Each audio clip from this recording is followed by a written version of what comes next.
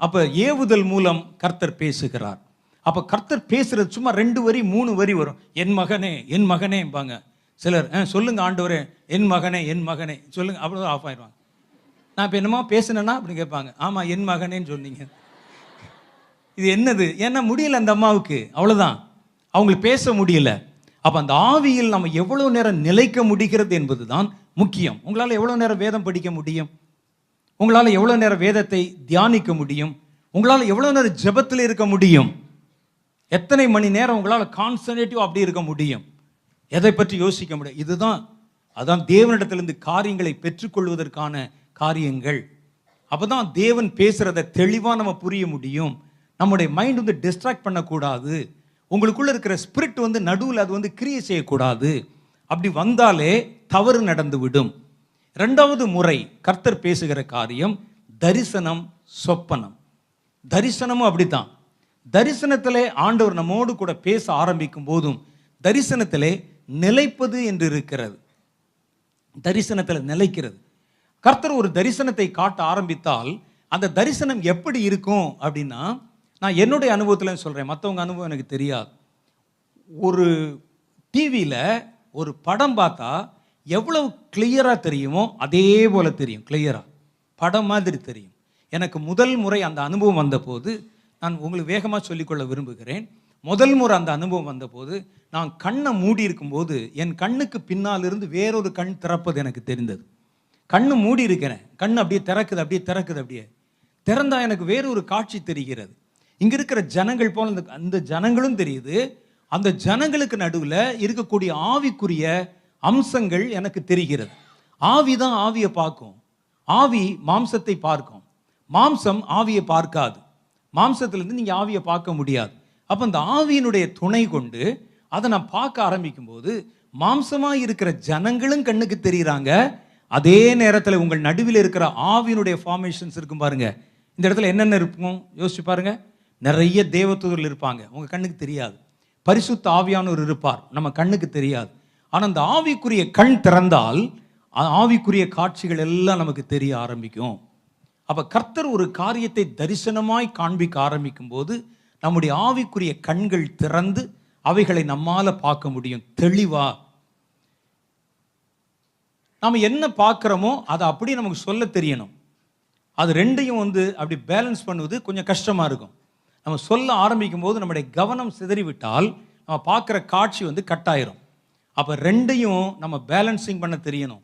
கர்த்தர் காண்பிக்கிற ஒரு தரிசனம், நம்ம பார்க்கறது அப்படியே நம்ம எப்படி நேர்முக வர்ணனை பண்ணுறாங்களோ அதே மாதிரி நம்ம பேச ஆரம்பிக்கணும்.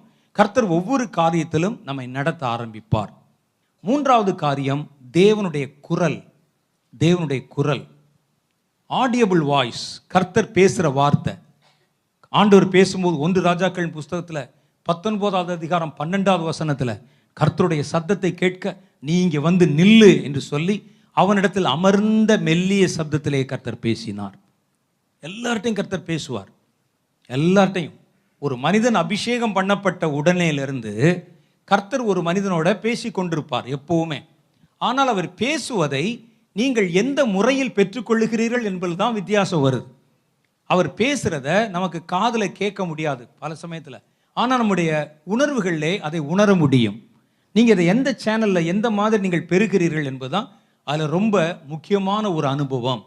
அப்ப கர்த்தருடைய வார்த்தைகள் ஒரு மனிதனுக்குள்ளே மனிதன் பேசுற மாதிரியே கேட்கும். அப்படியே தெளிவா மனிதன் பேசுற மாதிரியே, இது என்னென்ன காரியம், இப்படி சொல்லு, இப்படி செய், இந்த வார்த்தை அவனிடத்துல பேசு.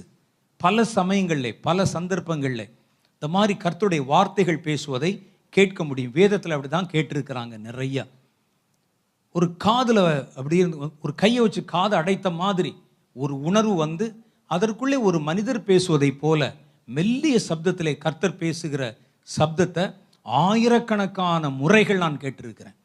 ஒரே ஒரு அனுபவம் நான் பல முறை சொல்லியிருக்கிறேன். ஒரே ஒரு அனுபவம், ஒரு சர்ச்சில் அது வந்து டெடிகேஷன் ஃபங்க்ஷன்.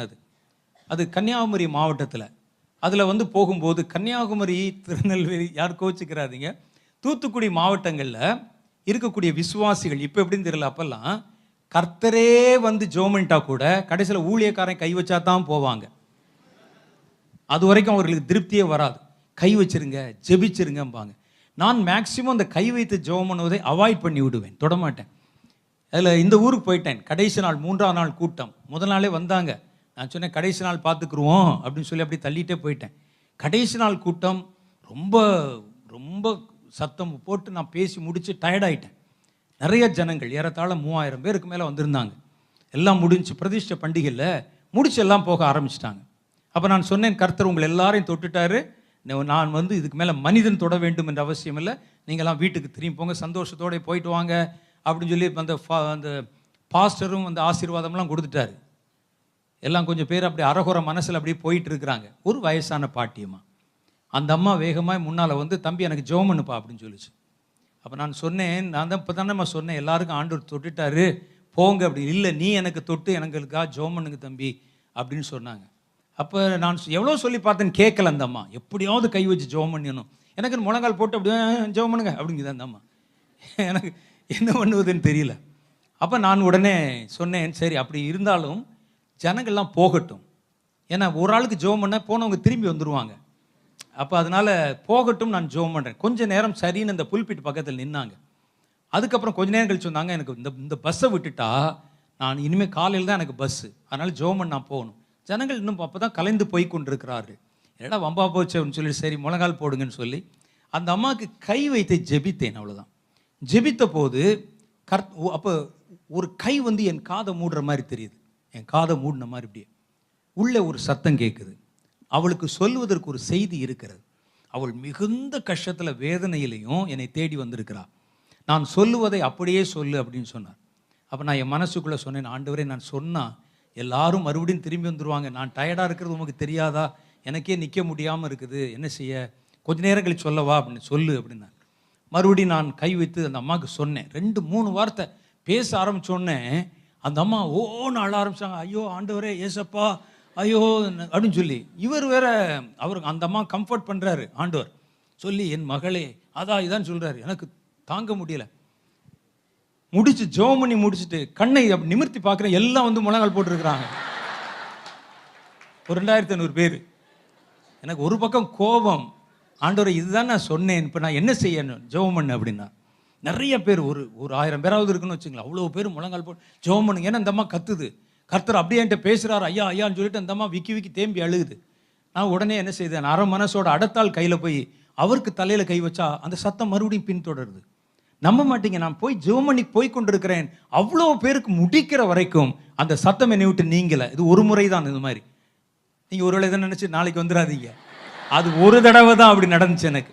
அவ்வளோ பேருக்கு நான் ஜெபம் பண்ண ஆரம்பித்த போது கடைசி ஆள் முடிச்சு போய் அந்த கோயிலில் பெல் அடிக்கிறவர் இருப்பார்ல, கோயில் குட்டியாக நம்ம சொல்லுவாங்கள்ல, அவர் கடைசியில் வந்து ஜெபம் பண்ணி போகிற வரைக்கும் அந்த சப்தம் என் காதுகளை விட்டு நீங்கவே இல்லை. சொல்ல பேசினேன். அப்போ கர்த்தர் தன்னுடைய வார்த்தைகளை தன் குரல் மூலம் ஒரு மனிதனிடத்தில் பேச முடியும். அது அமர்ந்த மெல்லிய சப்தமாக எங்கேயோ வேற ஒரு லேயர்லேருந்து கேட்குற மாதிரி கேட்கும். அது எப்படி சொல்கிறதுன்னு எனக்கு தெரியல. அது வேற ஒரு இடத்துலேருந்து ஒரு அமானுஷ்யமாக ஒரு இடத்துலேருந்து கேட்கிறதை போல தோன்றும். அதான் கர்த்தருடைய வார்த்தை.